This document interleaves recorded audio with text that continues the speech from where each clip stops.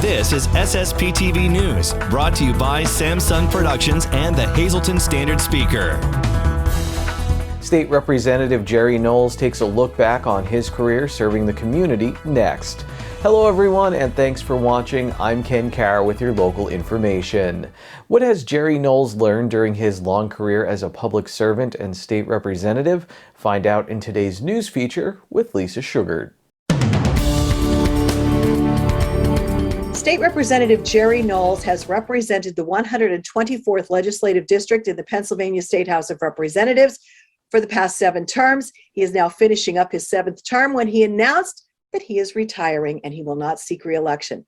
I'm pleased to be joined now by Representative Knowles. I would think this was a tough decision because you have dedicated your life to public service.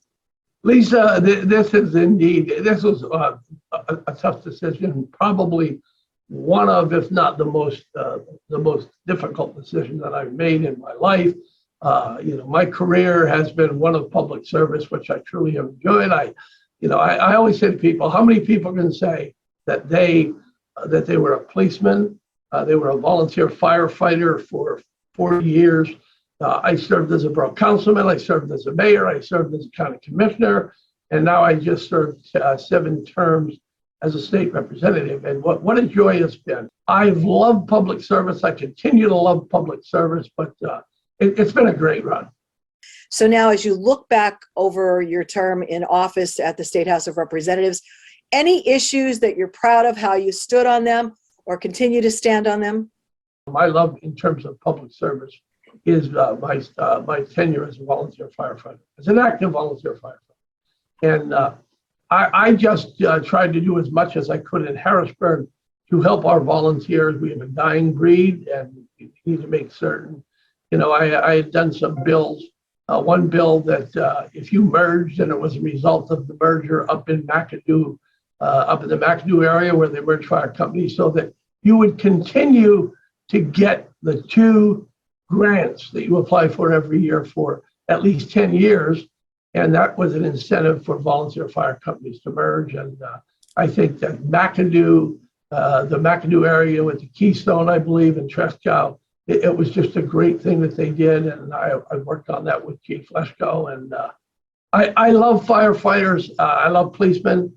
But when you get into the legislature, everybody kind of picks a niche that they really like and enjoy. And my niche happens to be cops and firemen. Was it what you expected when you went into the state legislature? Well, it's kind of funny because I've got experience of being one of 3. And, if you're a county commissioner in most counties, all you need to do is convince 1. On the other hand, I served in the legislature where you're dealing with hundreds of people. And, it's very difficult to get a law passed. And you need to work across the aisle. That to me is just, at least quite frankly, and we need to come together and work together. We've got 2 sides that are so polarized, and it's got to stop. It's got to stop. The bickering has to stop, and we need to work together. And I was able to do that on the state or on the local government. I have a very, very good guy. Bob Freeman is the minority chairman. We've worked very well together, and we've done some good things even in the short time that we've been there. For someone who would run for your seat, what advice would you have for them? What advice I would have for them is you need to represent your district. And my district, I make no bones about it. I am very pro-gun. I am very pro-life. I believe that we have some bad police officers, but we have some bad legislators. We have some bad, we have some bad teachers. But for the most part, I think that people that work in their fields are in it for the right reason.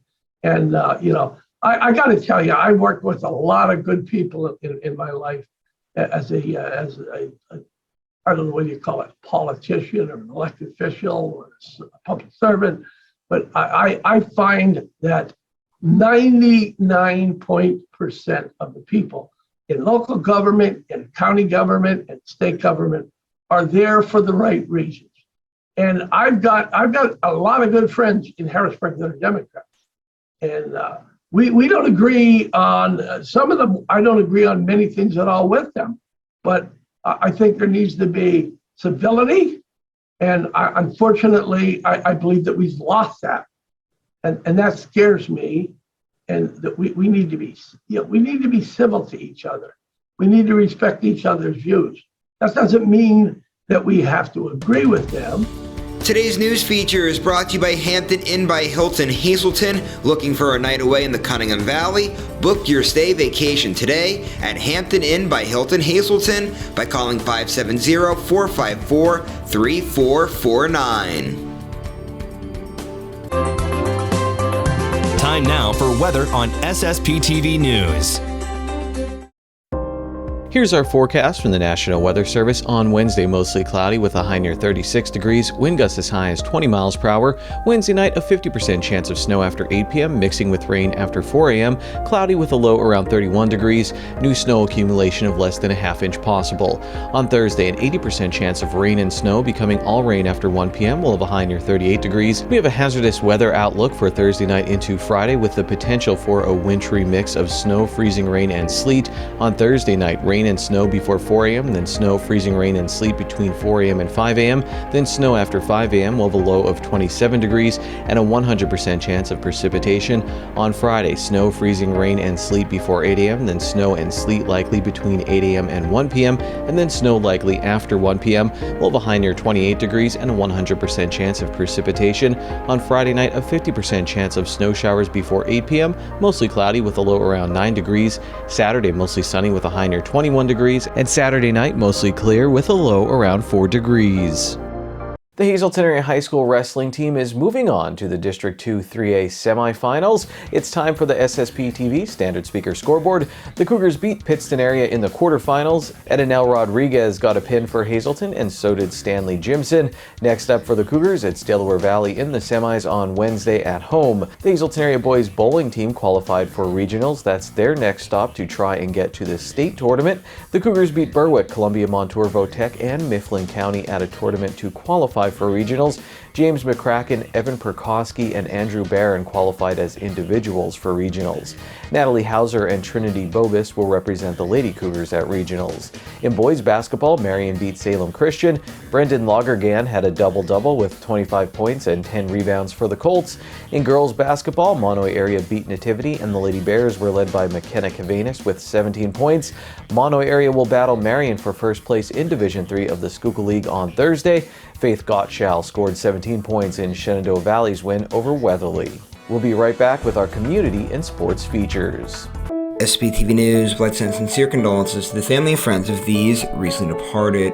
Nicholas R. Vanchko, age 92, of Whitehaven. Services will be private under the McNulty Funeral Home. Kashmir A. Lasecki, age 81, of Drums. The Crofton Hughes Funeral Home will announce their arrangements. Christopher Robert John Mimi, age 36, of Sugarloaf Township. The Harmon Funeral Home will announce their arrangements. And Linda Ann Rabbits, age 78, formerly of Hazleton. Services will be held in Ohio. Tonight's obituaries are being brought to you in part by Harmon Funeral Homes and Crematory, with 2 locations in Rockland and in Drums, 570-384-3312 or 570-788-0977, and go to harmonfuneral.com.